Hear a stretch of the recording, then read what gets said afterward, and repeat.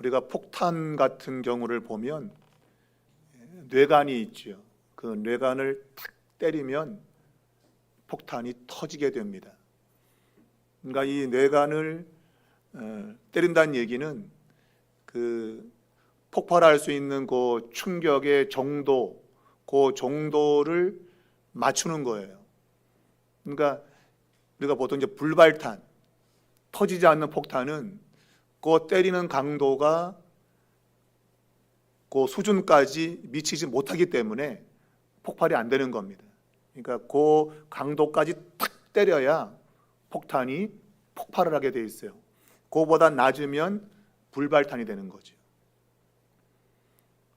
이 말을 드리는 이유는 바울이 지금 유대인들 앞에서 자신을 변호하는 이러한 연설을 하고 있는데, 사람들이 지금 자신들이 쓰는 말로 바울에게서 지금 듣고 있는 거잖아요. 그래서 유대인 말로 지금 들으니 뭘 말하는가 듣자 하고 이제 계속 이제 조용히 듣고 있는 상황입니다. 그 내용 가운데 보면 나사렛 예수라고 하는 말이 등장을 합니다. 자신이 다메섹 도상에서 만난 그분, 구주, 바로 예수님이시죠. 그분을 이제 이야기하는 겁니다. 나사렛 예수.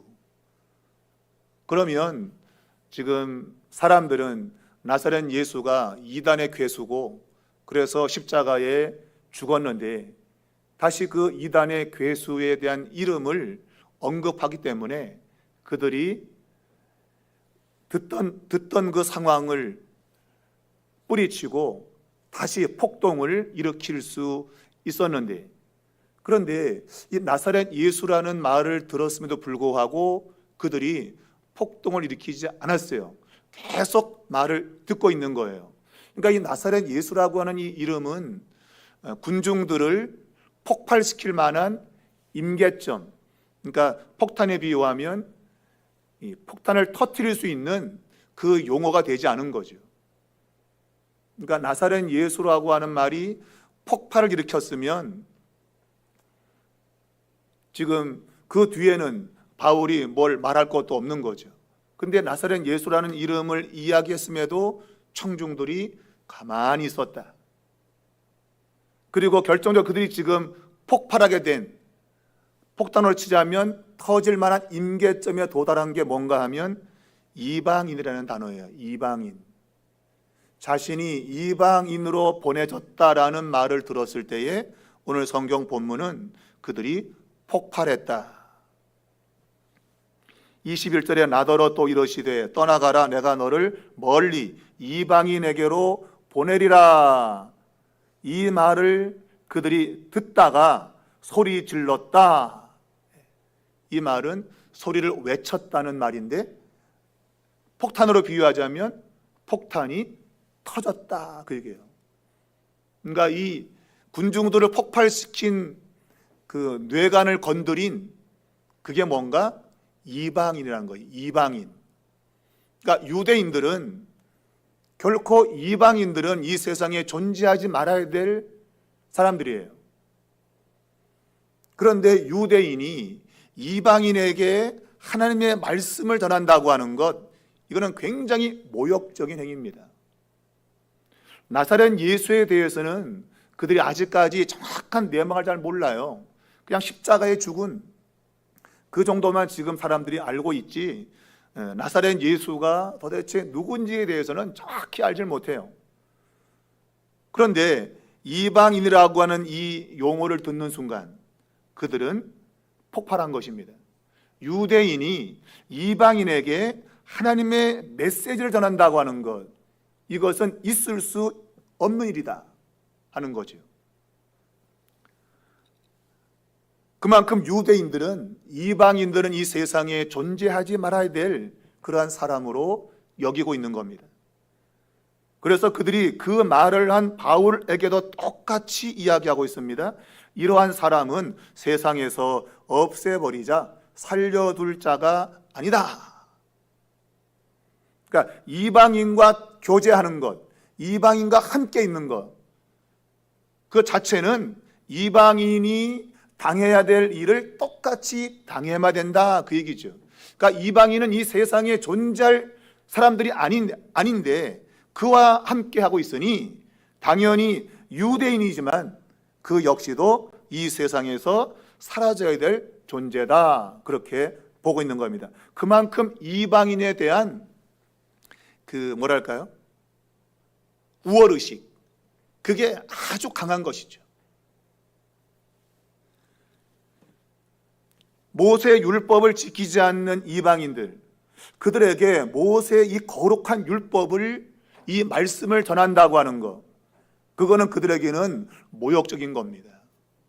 더러운 인생에게 귀한 것을 주는 것, 이것은 있을 수가 없는 일로 그들이 생각하고 있는 거죠.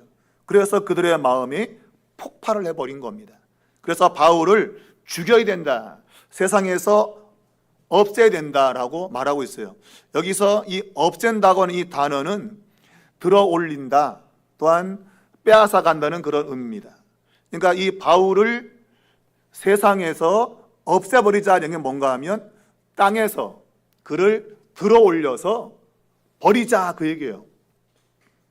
옛날에 김병조 씨가 지구를 떠나거라 그러잖아요. 지구를 떠나거라. 그러니까 이 세상에 있을 필요가 없다, 그 얘기예요. 그게 이제 떠난다, 제외시킨다, 그런 의미입니다. 그러니까 이 바울이라는 이 사람은 세상에 있어서는 안 될 사람이다 라는 거예요. 그래서 살려둘 자가 아니다 라고 말합니다. 그러니까 죽어야 된다, 그 얘기죠. 살려둘 자가 아니다. 그래서 우리말로는 살려둔다라고 되어 있지만 우리가 헬라 단어에는 산다는 것과 그리고 이제 이 필요하다는 단어가 합해 놓은 거예요. 사는 것이 필요하다.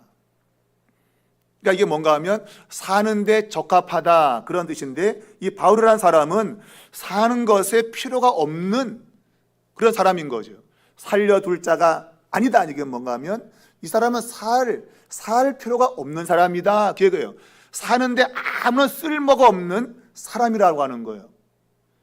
제가 초등학교 때 우리 담임 선생님이 우리 선생님의 가르침이라고 하는 지침을 줬어요. 그게 정확히 몇 개인지 모르겠는데 그걸 우리들에게 외우게 했어요. 마치 그 당시에 국민교육헌장 외우듯이 우리 선생님의 가르침 해가지고 항목을 한 20개 정도 되는가, 그거를 외우게 했어요. 우리 선생님의 가르침. 그래서 줄여서 우리가 우선가라 그랬어요. 그러니까 이게 요즘 줄임말 쓰는 게 저 때부터 있었어요.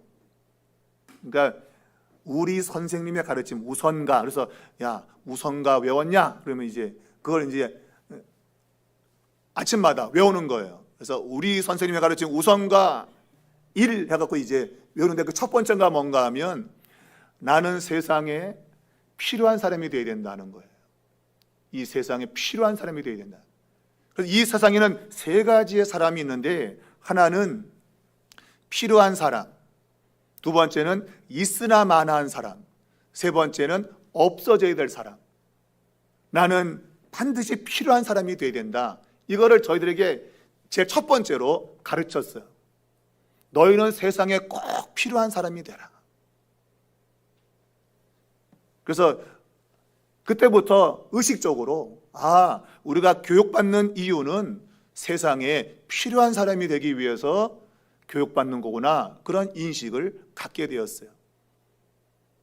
필요한 사람이 아니면 있으나 마나, 있긴 있는데 이 사람은 아무것도 안 하는 거야. 그냥 좋은 것도 아니고 나쁜 것도 아니고 그냥 있는 거. 그리고는 남에게 해를 끼치는 사람, 필요 없는 사람, 없어야 될 사람, 이 세 가지의 부류가 세상에 존재한다. 너희는 사회에 꼭 필요한 사람이 되라. 그렇게 배우고 자랐습니다.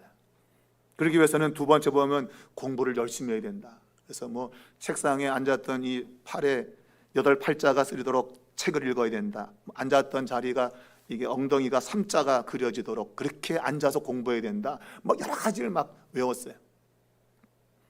어쨌거나 필요한 사람이 있는가 하면 필요 없는 그런 사람도 있죠. 해를 끼치는 사람. 오늘 이 바울을 유대인들이 바라볼 때에는 이방인에게 가서 모세의 말씀, 하나님의 율법과 또 하나님의 메시지를 전하는 것은 그것은 도저히 있을 수 없는 거다.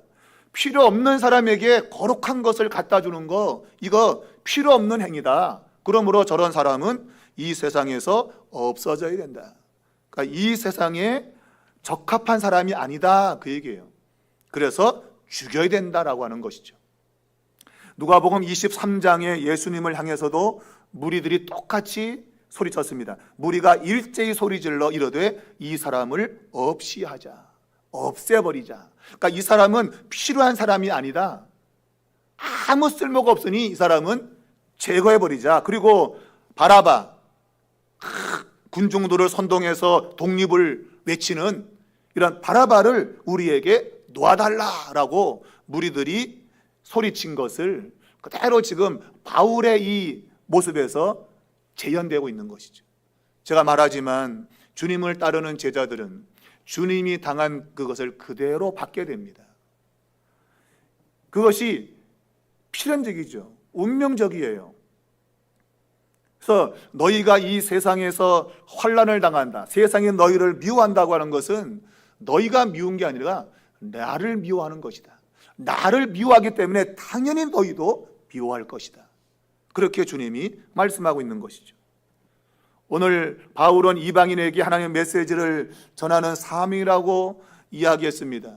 그랬더니 저 사람은 살려둬서는 안 된다, 제거시켜야 된다, 이렇게 말하고 있습니다. 그래서 살려두면 안 된다, 필요가 없는 사람이다. 그러니까 저 사람은 살아있는 게 합당하지 않다, 그 얘기예요. 이 내용, 이 단어 둔다라고 하는, 적합하다, 필요하다는 이 단어가 또 한 군데 사용된 것이 있는데 로마서 1장 28절에 똑같은 단어가 한 번 더 사용됐어요. 신약 성경에 딱 2번 사용됐어요. 오늘 본문하고 그리고 로마서 1장 28절에 거기 보면 하나님을 마음에 두기를 싫어하는 자들이, 그들이 이 세상에서 살아가는 온갖 잘못된 행위를 하는 것, 그래서 성경이 이렇게 말했어요. 하나님께서 그들을 그 상실한 마음대로 내버려 두사 합당하지 못한 일을 하게 하셨다. 하나님을 마음에 두지 않는 사람들은 하나님이 그냥 내버려 둔 거예요. 그래, 네 멋대로 살아라. 그래서 하나님 보시기에 적합하거나 합당하지 않는 일을 하는 거예요. 이게 무서운 겁니다. 이게 무서운 거죠. 우리가 잘못된 길로 갈 때 하나님 우리를 때려야 돼요. 때려서 우리가 그 합당하지 않는 일을 그만두도록 하나님이 때려야 된단 말이에요. 근데 마음에 하나님을 두기를 싫어하는 자들은 하나님이 그냥 내버려 두는 거예요. 그래, 너 합당하지 않은 거 네 마음대로 해. 내버려 두고 마지막 날 그들을 심판에 떨어지게 만드는 거죠. 이게 무서운 거예요. 바울이 지금 로마서 1장에서 말하고 싶은 건 그겁니다. 이방인과 유대인 모두가 하나님 앞에 죄인이다. 이방인들은 근데 원래적으로 그들은 자기의 육체를 따라 사는 존재들, 하나님 없이 하나님 마음에 두지 않고 살아가는 존재들인데, 그래서 그들은 필연적으로 하나님이 원하는 그러한 일을 하지 않는다. 합당한 일을 그들은 할 수 없다고 돼 있어요. 그러면서 거기서 뭘 말하는가 하면 남색을 행하는 자, 남자가 남자끼리 성관계를 갖는 거죠. 남색. 그게 요즘 말하면 동성애죠. 이방인들의 눈에 띄는 합당하지 못한 일이 뭔가 하면 동성애예요, 동성애. 또 여자들도 순리대로 쓰지 않는다. 그러니까 여자가 여자를 만나서 성적 관계를 갖는 그런 거죠. 그러니까 이미 로마서 1장은 동성애에 대해서 하나님이 이미 그들이 버림받았다고 하는 것을 말하고 있어요. 동성애자가 인권을 주장하지만 성경의 가르침은 이미 그들은 정죄를 받은 거예요. 교회를 향해서 뭐 동성애자들을 혐오하지 말라고 말하지만 우리는 혐오 안 합니다. 그냥 내버려 두는 겁니다. 왜? 하나님이 그들을 내버려 뒀대요. 그래, 니들 내버려 뒀다 한 건 뭔가 하면 이미 그들은 정죄를 받아서 그렇게 사는 거예요. 그냥 하나님이 그들을 깨우쳐서 돌아서게 할 마음이 없는 거예요. 아, 그래? 니들은 하나님을 마음에 두기 싫어하는구나. 그래서 그런 짓거리를 하는구나. 그래, 나는 내버려 둘 거야. 하나님이 그냥 합당하지 않게 하는 것을 버려뒀다 그랬어요. 이미 그들은 죄를 받고 있는 거예요. 그들이 동성애가 마지막 날 심판을 받는다 안 받는다 막 따지죠. 그죠? 이거 죄가 아니라고 말하는 거죠. 그러나 우리는 엄연히 성경은 동성애를 죄로 못 받고 있습니다. 근데 그것이 마지막 날 심판을 받는 게 아니라 이미 그들은 심판에 떨어져 있는 거예요. 그 동성애 자체가 바울의 관점에는 이미 그들은 심판에 떨어져 있는 거예요. 그래서 하나님이 손은 안 대는 거죠. 그래, 네 멋대로 살아. 네 멋대로 살아. 그게 죄에 떨어져 있는 거. 이게 무서운 거예요, 여러분. 하나님이 그냥 그 상실한 마음대로 버려두는 겁니다. 내버려두는 거죠. 근데 그것만이 아니라 유대인들도 똑같이 죄 가운데 있다고 말하는 거예요. 이방인은 당연히 하나님을 모르고 그 마음에 하나님 두기 싫어하니까 그런 일을 하고 사는데 유대인들도 똑같다 그 얘기죠. 그래서 유대인들은 무슨 합당하지 않은 일을 하고 사느냐? 그 마음에 탐욕, 욕심, 욕망, 불의한 일들, 그런 일들을 하고 산다 이거예요. 그러니까 유대인이나 이방인 모두가 죄 가운데 떨어져 있다. 그래서 하나님이 그들을 내버려 두고 싶은데, 그런데 하나님은 내버려 두지 아니하고 누군가에게 은혜를 주어서 그들을 살기로 하셨다. 바로 그것이 예수를 세상에 보내신 거다 이거죠. 그래서 그 예수를 믿는 자들마다 그 상실한 마음을 회복하게 되어지고 하나님께서 합당하게 여기는 일을 하면서 살아가게 된다 하는 거예요. 그러니까 이신칭이 믿음으로 구원받는다고 하는 것이 결과적으로 그 믿음을 가지면 구원을 받는데, 이것은 하나님이 내버려 둔 거에서 이제는 내버려 두지 않겠다는 거죠. 내가 너의 인생에 내가 간섭하겠다는 거죠. 그게 구원입니다, 여러분. 구원은 하나님이 내 인생에 간섭하는 거예요. 그것이 내게 막 좋은 걸 주는 것도 있지만 때로는 나를 때리는 것도 있는 거예요. 나를 때린다고 하는 것이 나쁜 게 아니에요, 여러분. 그게 나의 구원과 연관되어 있기 때문에 그래요. 부모가 자식이 잘못되어 가면 때려야죠, 여러분. 말 안 듣으면 때려야 되는 겁니다. 때려서라도 고쳐야 됩니다. 근데 지금은 세상은 자식을 때리면 법에 잡혀가죠, 그죠? 물론 감정적으로 막 자식을 막 때리는 부모 있습니다. 자기 기분 나쁘다고 때리고, 그거는 범죄죠. 그러나 자식이 잘못된 길로 갈 때 매를 들라고 성경은 가르치고 있어요. 그래서 이스라엘에서 아이들을 때리는 건 아주 엄한 벌로 다스립니다. 아이들을 때리면 안 돼요. 절대 안 돼요. 그런데 허용되는 것이 한 곳이 있어요. 그것은 학교에서 율법을 가르칠 때, 그때는 때려도 됩니다. 왜? 하나님 말씀이 때리라고 했다. 그러니까 말씀을 가르치는 자리에서는 잘못된 게 있으면 때리는 겁니다. 너 임마, 이 성경의 말씀이 이런데 임마, 너 그렇게 하면 돼? 때립니다. 그러면 나라에서 노터치, 타치할 수 없어요. 왜? 성경 말씀에 있기 때문에.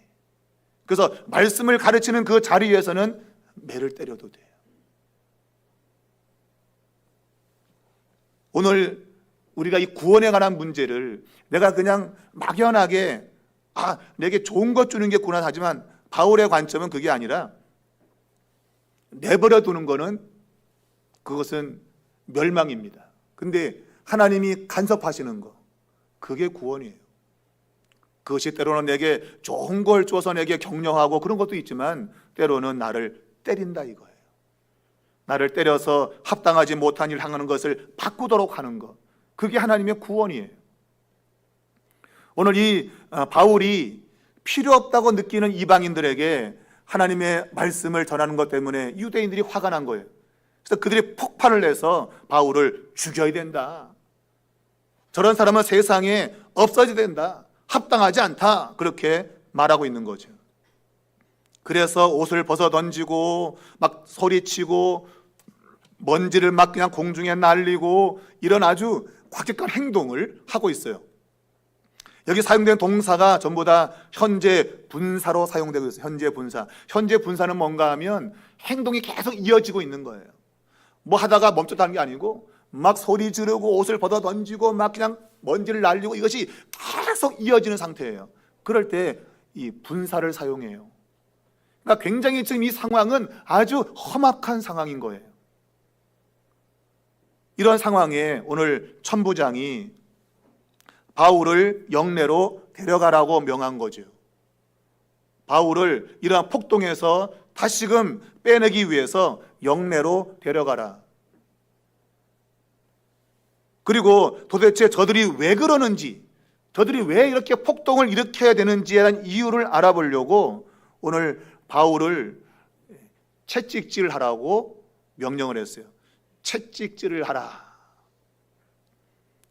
오늘 이 채찍질이라고 하는 것은 우리가 말하는 그냥 채찍이 아닙니다. 예수님이 맞은 그 채찍은 그냥 채찍이 아니라 그 채찍 끝에 금속 조각이나 짐승의 뼈 쪽이 달려 있어요. 그래서 한번 후려치면 살점이 뚝뚝 떨어져 나가는 겁니다. 예수님께서 그 채찍 맞으신 거예요.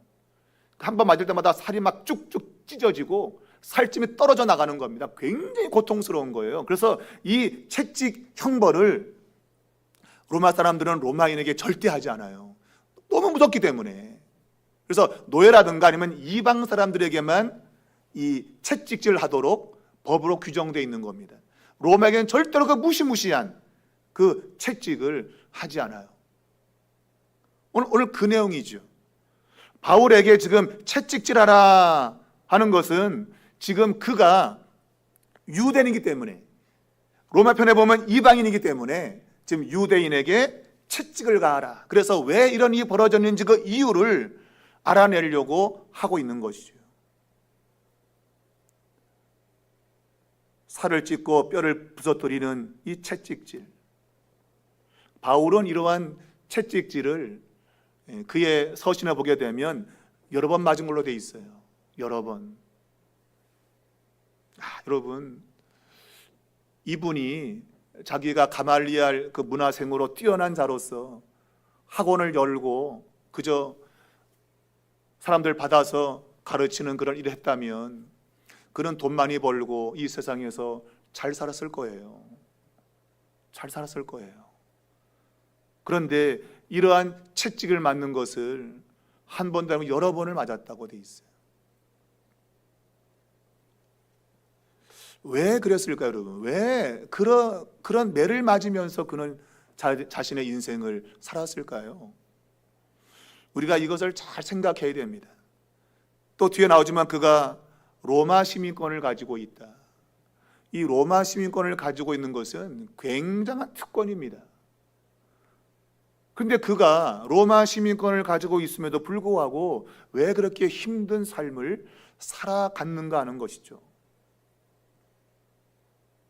오늘 이 바울을 신문하는 이 천부장과 백부장, 특별히 백부장이 이제 채찍질을 하려고 바울을 줄로 묶었는데, 그리고 이제 막 이제 떼기 직전인데, 이때 바울이 로마법에 의하면 로마 시민을 신문하지도 않고 재판도 안 하고 때릴 수 있냐, 그렇게 이야기하는 겁니다. 로마 시민 된 자를 죄도 정하지 아니하고 채찍질할 수 있느냐라고 바울이 말하고 있습니다. 바울은 로마법에 대해서도 아주 능통한 지식을 가지고 있습니다. 그는 당대의 석학이었습니다. 그는 유대법이나 아니면 로마법에 대해서 해박한 지식을 가지고 있습니다. 요즘 말로 말하면 수재죠, 수재. 아주 뛰어난 사람입니다.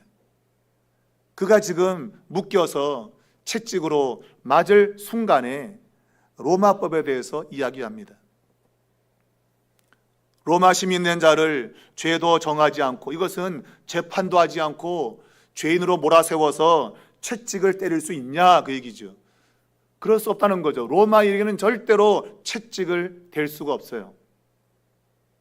그 형벌이 너무 무섭기 때문에 로마 사람에게는 채찍질을 할 수 없어요. 그러나 후에는 그가 정말 죄인 것이 확정되게 되면 채찍을 때렸다고 하는 약간 그런 문서도 있습니다. 그러나 대체적으로 로마 사람에게는 채찍질을 하지 않았다. 왜? 너무 무서운 형벌이어서. 오늘 바울 자신이 로마 시민인데 재판도 안 받고 이러한 채찍질을 하면 되냐라고 묻고 있는 거죠. 그가 로마 시민권을 가지고 있는 로마 시민임을 주장하고 있는 겁니다. 내가 로마 시민이다, 그 얘기죠. 자, 이 소리를 듣고 백부장이 놀랐겠죠, 그죠? 로마 시민을 채찍질하면 큰일 납니다. 그래서 그걸 멈추고 천부장이 이 사실을 알리게 됩니다. 그러면서 어찌하려 하느냐라고 이야기합니다. 이 말은 경고하는 것이죠. 그러니까 무엇을 하려는 겁니까? 이렇게 하면 안 되는데 왜 이렇게 하려고 합니까? 그 얘기예요. 이 말은 천부장이 로마 사람인 걸 알면서도 지금 채찍질을 하라고 명했다고 보는 거죠, 백부장은. 이 사람 로마 시민인데 왜 로마 시민에게 채찍질을 하라고 그랬냐, 그 얘기죠. 굉장히 위험한 일인데 왜 그걸 하려고 하냐, 경고의 메시지인 겁니다. 근데 실제로는 천부장도 알지 못했죠. 천부장은 자신의 생각에 의해 가지고 원래는 애굽에서 사람들을 이게 반란 일으키는 애굽인 자객들을 모아서 당시 사회를 불안케 하는 그러한 암살단의 두목으로 생각했었는데, 근데 그 유창한 헬라를 아니까 이거 아니었구나. 네가 헬라 말을 아냐? 굉장히 유식한데? 그러니까 원래는 무식한 사람을 봤는데, 근데 그럴 것이 바울의 몰골이 말이 아니거든요. 바울의 몰골이 말이 아닙니다. 외형적으로 그는 볼품이 없어요. 일단 키도 작고 허리가 구부러졌고 전해오는 말에 의하면 매부리 코에다가 인상이 별로 좋지도 않아. 등도 굽었고 아주 그냥 쪼그라진 그런 모습이에요. 그래 누가 그 사람을 고귀한 로마 시민권을 가진 사람이라고 생각하겠습니까? 그냥 무식쟁이로 본 거죠. 칼을 쓰는 사람으로 본 것이죠. 그런데 유창한 헬라어를 쓰니까 네가 헬라 말을 아냐? 나는 다소 사람이다. 다소의 시민이다. 당시 다소는 굉장히 문화적으로 뛰어난 그러한 도시였습니다. 그러니까 또 한 번 놀란 거죠. 야, 네가 다소에서 네가 살았어? 또 놀란 것이죠. 그런데 지금은 로마 시민권을 가지고 있답니다. 로마 시민권. 이것은 어마어마한 특권을 가진 사람을 이야기하는 겁니다. 그러니까 이 천부장은 바울에 대한 오해를 갖고 있었던 거죠. 자신의 생각으로 너는 그럴 거다라고 생각했는데 그것이 완전히 어긋나고 있는 거죠. 그것도 몇 번에 걸쳐 지금 그는 놀라고 있어요. 야, 내가 생각한 게 이게 아닌데? 제가 새벽에도 설교했지만 우리 신앙생활에 가장 어려운 거는 바로 내 생각이에요. 내 생각. 내 생각이 가장 어렵고 실제로 이건 신앙생활만 아니고 일상생활도 그래요. 미리 짐작하는 거. 그럴 거다. 선입견이에요. 선입견. 이것이 우리의 삶을 힘들게 해요. 남과의 관계 속에서 내가 저놈은 저런 놈일까? 인상 보고 저 더러운 인간 저거 인상이 더럽네 저거. 인상 보고 그 사람을 판단하고. 근데 대화해보니까 그렇지 않은 거죠. 마음이 따뜻하고. 우리가 TV에서 보면 영화나 보면 맨날 살인자로 나오는 사람 있잖아요. 깡패로 나오는 사람. 근데 실제로 만나보면 정말 마음이 부드러운 사람인데 역할을 그러니까 저 사람 되게 무서운 사람인가 보다. 그래서 생각하는 거죠. 그런 선입견. 근데 실제로 만나서 대화해보면 그렇지 않은데 우리 신앙생활에도 이게 너무 많은 거예요. 미리 짐작하는 거예요. 내 생각 갖고 그럴 거다. 우리가 예레미야 애가를 하고 있지만 하나님의 본심은 그게 아닌데 당장 내게 어려움을 준다고 나는 하나님이 그런 분이라고 생각하고 있는 거죠. 아니라 이거예요. 하나님의 본심은 그게 아니라 이거예요. 원래 그런 분이 아니라 이거예요. 근데 지금 상황 속에서 지금 뭔가 의도 때문에 이렇게 행동하고 있는 거지 원래 하나님의 본심은 그게 아니다. 여러분의 생각을 너무 붙들면 안 돼요. 좀 마음을 여시고 생각을 열으셔야 돼요. 그래야 거기에 믿음의 여지가 생깁니다. 그렇지 않고 내가 말이야 아는 바로는 말이야 이러면 이게 문제를 가져와요. 여러분, 내 생각 선입견 버리시기 바랍니다. 그리고 마음을 열고 뭔가를 믿고 바라보려고 하면 우리가 생각한 것 이상의 것들이 우리에게 다가오게 되는 겁니다. 우리가 고린도전서 13장 12절을 보면 지금은 우리가 거울로 보는 것처럼 희미하나 그때는 얼굴과 얼굴을 대하여 볼 것이요 지금은 내가 부분적으로 아나 그때는 주께서 나를 아신 것 같이 내가 온전히 알리라. 지금 우리가 보는 건 다 때로는 희미해 보입니다. 아, 그런가 안 그런가? 희미한 상태예요. 근데 그 희미한 거 가지고 뚜렷이 본다고 생각하면 오산이라 이거예요.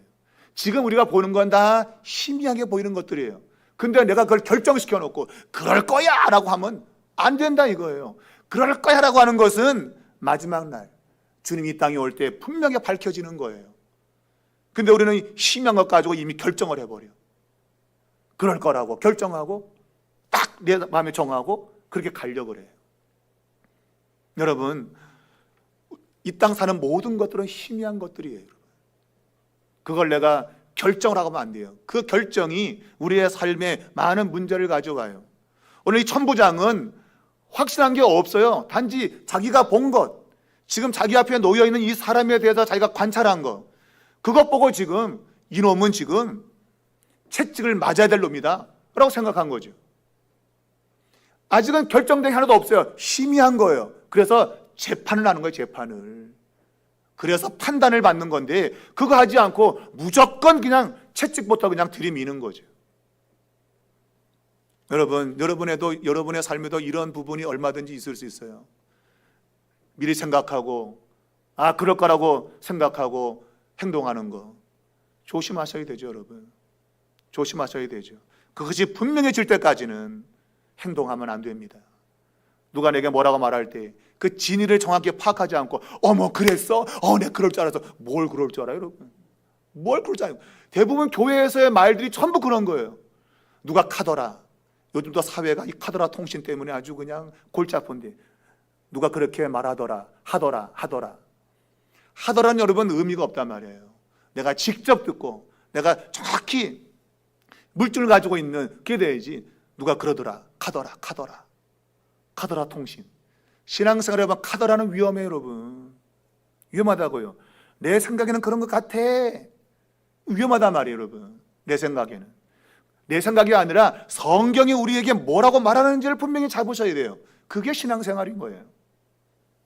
오늘 천부장은 자신의 생각대로 바울을 판단했고 그래서 채찍을 때리려고 했단 말입니다. 만약 때렸으면 어떻게 해요? 때렸으면 큰일 나죠 여러분. 큰일 나죠. 로마 시민을 채찍 때렸으면 큰일 나는 겁니다 여러분. 자, 근데 하나의 의문점이 생기는 것은 바울이 자신이 로마 시민권을 갖고 있다고 하는 것을 왜 이렇게 나중에 말하고 있는가? 그가 미리 말했다면 이런 일이 생기지 않았을 것 같은데 왜 나중에 말을 했을까? 그것이 이 사도행전을 쓰고 있는 누가의 관점에서는 이 바울이라고 하는 이 인물이 정당한 방식으로 지금 그의 주어진 사명을 감당해야 되는 것을 알고 있어요. 이 세상은 불법을 저지릅니다. 근데 하나님의 사람들은 불법에 의해서 움직이면 안 돼요. 다 합법적인 것이 되어야 됩니다. 그래서 이 바울이 자신이 로마 시민권을 가지고 있다는 것을 이렇게 나중에 지금 이야기하도록 지금 이 글을 쓰고 있는 거죠. 그것은 그가 그 마지막 부분에서 재판을 받도록, 그래서 절체절명의 위기에서 그가 로마 시민권임을 주장하는 것이죠. 그래서 이제 이것을 판단하기 위해서는 법적으로 가야 된다고 하는 거예요. 법에 의해서 이것이 판단되어야 된다. 그래야만 그가 로마까지 갈 수 있는 길이 열리기 때문입니다. 우리는 불법을 가지고 하나님의 은혜라고 말하면 안 됩니다. 근데 많은 그리스도인들이 불법을 자행하면서도 은혜라고 그래요. 불법은 결코 은혜가 아닙니다, 여러분. 불법은 불법인 것입니다. 근데 그것을 해가지고 내가 뭘 했을 때 하나님 은혜 줬다고. 은혜가 아닙니다, 여러분. 그것은 오늘 이 바울이 자기의 로마 시민권을 이게 늦게 가서 주장한 것, 이런 소유가 있을 때 처음에 잡으러 왔을 때 나 로마 시민이다 그랬으면 이런 일이 안 생길 텐데, 이러한 절체정리의 일이 벌어진 이유는 바로 이 재판이라고 하는 것을 열기 위해서인 거예요. 오늘 이 천부장이 이걸 뒤늦게 알기 때문에 야, 이걸 빨리 해결해야 된다. 그래서 법적으로 빨리 이걸 판단하자. 그래서 법으로 가는 겁니다. 옳고 그름을 분명히 알기 위해서, 재판으로 가기 위해서 누가의 관점에는 바울이 이 시민권을 주장하는 것을 아주 끝부분에 두고 있는 거예요. 재판으로 가기 위한 것이죠. 자, 이 바울은 그 자신이 날 때부터 로마 시민권을 가지고 있다고 말합니다. 이 말을 한 이유는 천부장이 바울이 로마 시민권이 있다고 하니까 나는 많은 돈을 주고 로마 시민권을 샀다라고 돼 있어요. 당시에 로마에는 사람들이 돈을 많이 지불하고 로마 시민권을 사는 경우가 초기에 있었다 그래요. 초기에. 그래서 그때는 많은 돈을 줘야 돼요. 근데 로마가 재정적으로 어려움을 겪자 이제는 웬만한 돈만 주면 로마 시민권을 주는 때가 있었어요. 그러니까 너도 나도 돈 주고 로마 시민권을 사는 거죠. 그러니까 이 사람이 지금 천부장이 나는 돈을 많이 주고 나는 이 로마 시민권을 얻었다는 게 뭔가 하면, 나는 처음에 이거 굉장히 얻기 어려울 때, 어찌 보면 나 전 재산을 들여서 난 로마 시민권을 나는 얻었어. 근데 너는 막 이 로마 시민권을 남발할 때 그때 얻은 거지? 그 얘기예요. 그러니까 조롱하는 거죠. 너는 돈 조금 내고 막 모두가 다 얻을 때 얻은 거지. 난 힘들게 얻었는데 너는 막 그냥 막 남발될 때 그때 얻은 거지 로마 시민권이. 그런 의미가 담겨 있는 거예요.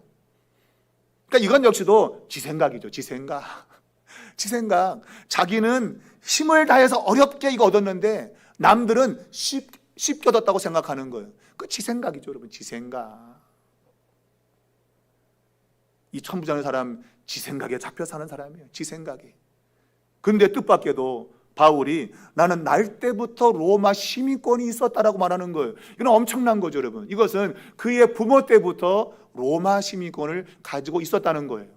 로마 시민권을 가지고 있는 부모 밑에 태어난 자식은 당연히 로마 시민권을 갖는 겁니다. 우리나라 사람이 미국 가서 애를 낳으면 그 애는 미국 시민권이 주어집니다. 자동으로. 거기서 낳기 때문에. 오늘 이 바울이 날 때부터 로마 시민권을 갖고 있다는 얘기는 그 부모가 로마 시민권을 갖고 있었다는 거예요. 그래서 태어나 보니까 우리 부모가 로마 시민권이 있었어. 그럼 나도 로마 시민권을 가진 사람이 된 거야. 이건 놀라운 것이죠. 천부장은 돈을 많이 주고 샀어요. 그런데 바울은 그 부모 때부터 로마 시민권을 갖고 있었다는 거예요. 와, 대단한 거죠. 이것은 그에게 충격적인 사실인 겁니다. 성경은 바울의 부모가 어떻게 로마 시민권을 얻었는지 말하지 않습니다. 사람들은 추측해서 말하게 합니다. 그의 부모가 원래는 뛰어난 기술을 가지고 고급 장교나 아니면 어떤 권력 있는 자에게 도움을 주어서 그 사람이 아마 로마 시민권을 줬을 거다. 그러나 그것도 하나의 추측에 불과합니다. 성경은 말하고 있지 않습니다. 그가 어떻게 로마 시민권을 날 때부터 얻게 되었는지, 곧 부모가 어떻게 해서 로마 시민권을 얻었는지 성경은 말하고 있지 않아요. 그냥 태어나 보니까 로마 시민권이 있었다라는 거예요. 바울은 그 자신이 태어나 보니까 로마 시민권이 나한테 있었다, 그 얘기하는 거죠. 이것은 그가 아주 다른 사람과 비교해 볼 때 탁월한 지위에 있었다, 나는 날 때부터. 그 얘기예요. 너희가 나를 함부로 대할 그런 군번이 아니다. 그럴 군번이 아니다 이거예요, 여러분. 그럴 군번이. 내가 함부로 이렇게 매나 맞을 그런 군번이 아니다. 그 얘기예요. 여러분, 비 오는 날 여러분 빈대떡이나 부쳐 먹지. 돈 오면 신사가 그냥 가서 그냥 얻어먹다가 돈 없다고 매 맞고.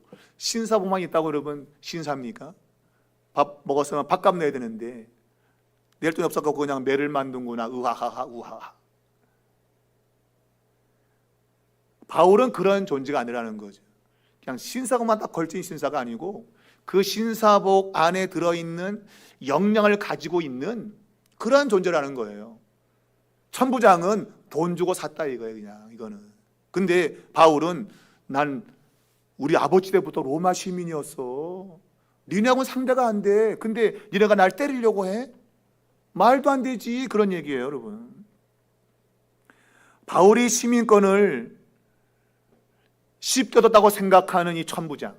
그러나 실상을 보니까 그 바울의 시민권은 자기가 얻은 시민권보다도 월등하게 우월한 시민권이에요. 부모 때부터 로마 시민권을 갖고 있었다. 그런 사람이에요. 여러분, 제가 아까 말한 대로 고린도서 13장 12절에 지금은 우리가 거울로 보는 것처럼 희미하나, 여러분과 저에게는 바울이 가지고 있었던 로마 시민권보다 월등히 뛰어난 하늘의 시민권을 가지고 있다 그래요. 하늘의 시민권. 사람들이 미국 시민권만 있어도 어깨에 힘주고 미국 시민이라고 똥폼 잡는데, 똥폼이죠. 똥폼. 무슨 미국 시민 잘났다고 그거 힘주고 합니까, 여러분? 똑같이 로마 시민권, 날 때부터 로마 시민권 굉장한 겁니다. 그런데 바울이 무엇라고 말합니까? 내가 지금 가지고 있는 모든 것, 내가 가말리알 문화에서 내가 얻은 세상의 뛰어난 학문적인 것들, 그리고 내가 날 때보다 갖고 있는 로마 시민권, 이거를 내가 예수 믿고 난 이후에는 똥같이 여겼다. 배설물로 여겼다. 배설물로. 내게는 이 세상의 시민권이 아니라 하늘의 시민권이 주어져 있다. 우리는 지금 이걸 놓치고 있는 거죠. 지금은 우리가 거울로 보는 것은 희미한 거예요. 내가 하늘의 시민권 가진 거 맞나? 아, 내가 사는 게 요 모양인데, 아, 내게 정말 시민권 있는 거 맞아? 지금 세상이 지금 조롱하잖아요. 천부장이 지금 막상 매를 때리려고 그러고 있단 말이에요. 무시하고 깔보고. 근데 바울은 실제로 로마 시민권을 갖고 있잖아요.